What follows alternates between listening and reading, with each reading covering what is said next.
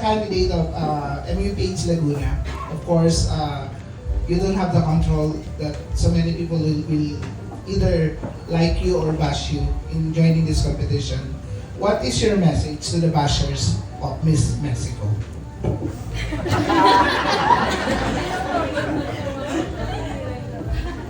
Ang hirap po ng tanong. Pero I believe that if someone is criticizing you or pushing you on, or I'm sorry, kung binabash po kayo ng mga tao sa social media, or example is Miss Mexico, hindi po natin mapagkakaila na alam po natin kung sino yung mismong nanalo. But gaya po ng sabi ni Miss Santa Cruz, embrace po natin. Tanggapin na lang po natin yung pagkapanalo ni Miss Mexico and let's move forward. And I think that's all.